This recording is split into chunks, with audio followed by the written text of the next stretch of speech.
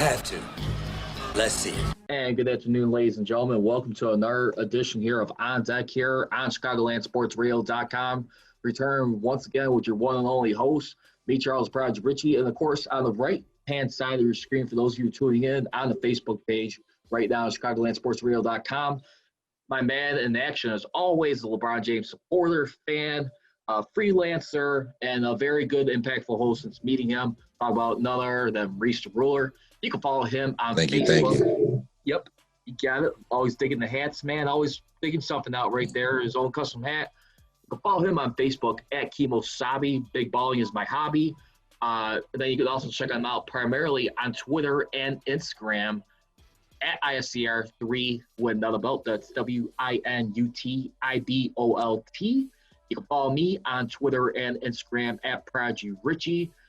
For the On Deck shows, check out our Facebook page. We also got set up too, which we also be sharing video streams. That's after the user. So if you want to check out any segments of the show that you may have missed, we break them down into segments. That's on our Facebook page at On Deck CSR. That's just simply On Deck right there. You'll see me holding a icon right there. Definitely doing some more workout later on. But if you also want to just listen to our podcast platforms, we are on Mixcloud, Anchor.fm, which puts us on Spotify, iTunes, and many more platforms. Definitely, you can check us out on Spotify if you have a moment. And then also I do the Mouthfeel podcast, which is on Mondays, Wednesdays, and of course, during pre- and post-game shows of the Pittsburgh Steelers season. I cover the Pittsburgh Steelers and the NFL. You can follow that on Twitter at MassSteelCGR, at MassSteel Nation on Instagram. But right now, we're getting ready to go begin the opening pitch, stepping up to the plate right now. Reese, right now, I hate to say it, but Cubs and White Sox, once again, proves to be yet another pipe dream here in Chicago, as it does not seem to come to fruition. No offense. I mean, the thing is, I like, our baseball towns. Don't get me wrong. We always got very passionate fans. But I'm almost starting to be at the point right now, you know what? Don't grab my attention until it's seriousness. What I mean by that, let's see both teams, take care of business in their own league. Let's see them at the very minimal get to the pennant season. Because all this time we've seen happen before. You clinch your division, you're in the playoffs. Yeah, it was a different format at the last time they were in there, except you had the wild card round, the play-in wild card. No, I don't think that was existing just yet. But you still had the division series, the pennant, and the World Series. I'm almost starting to believe right now, just get me to the NL and American League Championship Series. Because to be honest with you, I feel like it's 2008 all over again. What happened in 2008? Chicago Cubs pitcher had a no-hitter in Carlos Zambrano. They had one with one of their pitchers, I think end of August or early September, with the Chicago Cubs. And then the Chicago White Sox, both teams won their division. What ended up happening? Cubs got swept for a second straight year. At that point in time, to the Dodgers, while the Sox took one game in the best-of-5 series where they lost to the Tampa Bay Rays. Fast forward to this point, Cubs win the division. They get swept in the best 2-out-of-3 series, which is new wild card round format. And then you have the White Sox, just like 2008, they managed to win one game and lose the rest of the way. Reese, how would you feel watching the opposite side of town? I know we talked a lot about the Chicago Cubs, but the White Sox, first time in franchise history making it as a wild card. What was your final assessments of their playoff performance? You know what, ironically, excuse me, I am a Cubs fan, but I actually was more intrigued with the White Sox for some reason. Actually, at work, we actually was watching the game on the little TV. And the Sox, I believe they have a lot of promise, a lot of good young talent. They really stepped up to the plate this season, and they showed that even though this is a short season, they proven to be ready. And I like their scoring. I like their bats. They just young, and I believe that it's actually more up right now. I'm sad to say it, but as a Cubs fan, I have to be honest. I believe that the Sox are more on the up than the Cubs. This is another year where the Cubs come in right on their high horse, and they come in winning their division and doing all this, and you come in, and when it's time, later on in the season, we always see the Cubs, their bats disappear. I don't know what it is, but in the postseason, their bats disappear. I also wanted to say that I thought David Ross did a hell of a coaching job this year, but I believe not one, but 2 games in a row, you left your starting pitchers in. First game 1, Kendricks Kendricks had 3 first batters on. In the 4th, 5th, and 6th, he's in a jam for 3 innings in a row. Pitch count going into the 7th inning was either at 100 or close to it. And you send him back out there after he already have let people get on base. I believe at that time they should have brought relievers in and closed it. Everybody asking why did John Madden take him out in the last World Series game. Maybe Madden was right. Maybe he knew. Even analysts said Kendricks has late inning woes. So to leave him in there, I think was a bad decision. Fast forward 2 days later, because of the rain delay, and we got Yu Darvish. Once again, you have your starting pitchers pitching all the way into the 7th inning, and what happened again? Runs come in. I just believe at that point, like, where your relievers at? Where was the relievers? I will say this to answer your question about Yu Darvish. I mean, Yu Darvish, I could give a little bit of slack for, but what I really feel like hurt the Cubs yesterday, there was a play in that game when we saw it. The biggest thing that hurt them was the overrunning from, like, trying to score from second to home right there. I don't know who the runner was at that point in time, but I think that one runner should have held up at third base. He took a big risk right there with a reasonable way that was hit to shallow right field, like inner right there. And he was able to just get enough to cut him off right there and tag him out at the plate. I felt like right there, that was a sign right there. I mean, yeah, the Cubs were starting to foul that one starting pitcher. They didn't get their first hit game, I think, around the 5th inning. But still, you're finally starting to get the opposing pitcher the worth the count right there. I just feel like right there they should help on third base. And you know what? And then the Cubs, they got no one else to blame but themselves. 9th inning, what in the world are you guys doing like a Javi Baez staring at the strike right there, hoping to get a ball? No, dummy. Excuse my language right there, but you got to swing at that. You are down 2-0 right there, starting off the 9th inning, man on second base, nobody out. And I'm sorry, at some point, if I'm a manager, I'm playing some small ball once in a while. Forget that nonsense that I don't bunt. I get it, but this is right now, you're facing elimination right here. I'd rather sometimes school thought, sacrifice a bunt, move a guy over the third. I'll take my chance when I get a sacrifice run or a base hit. I'll make that decision. But you are on the line right here on the verge of being shut out, which they did, outscored 7-1 in this series.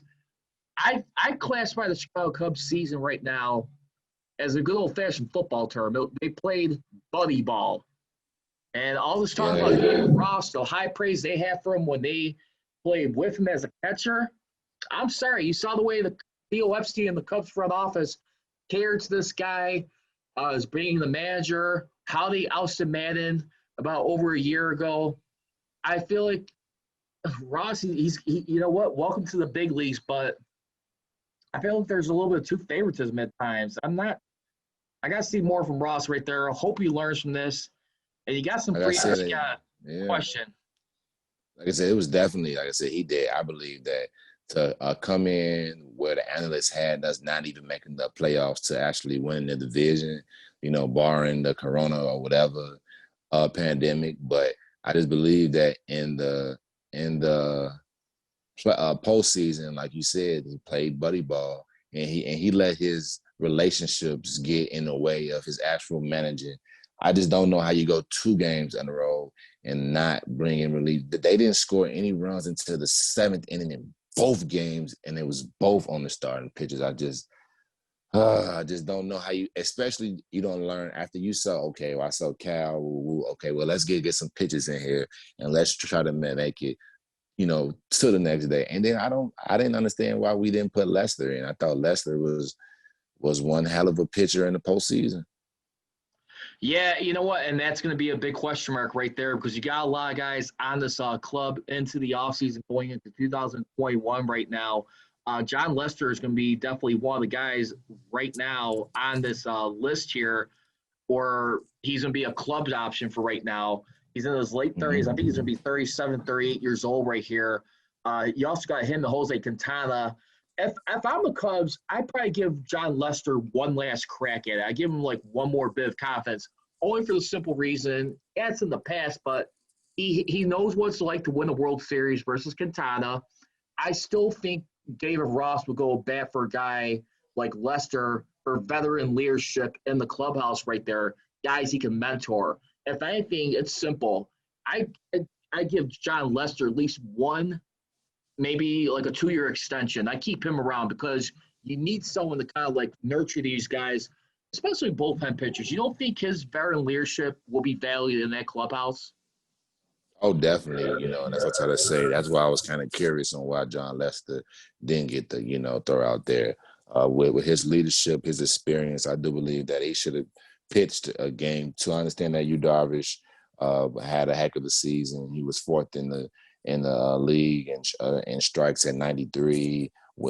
First in wins at 8, second in ERA at 2, at just a little bit over 2. But I just believe that John Lester and his impact to the team, that he should have had been out there. And like you said, David Ross, hats off to you, man. He won the division. Now it's about getting, past. Like you said, it's another time where we keep losing by a lower seed. It's not like we losing to a higher seed. We're losing to a lower seed every time, So I think, like you said, please, once you guys are serious, let me know. I'm probably not going to be happy about the Cubs until I see them make it past round 2. But that's what I'm saying. If it's going to be both clubs for World Series aspirations, I don't mean to crush anyone's dreams, but let's be real. Let's wait till they get to their pennant series, the actual pennant, not the division series. I mean, like when you got an opportunity to go to the World Series, that's what we'll talk. Real quickly on the White Sox side of town right there. White Sox, I think, what ended up happening, their third and decisive game of that best of 3, 2 out of 3 series right there. Their starting rotation was obviously licked up in that series right there.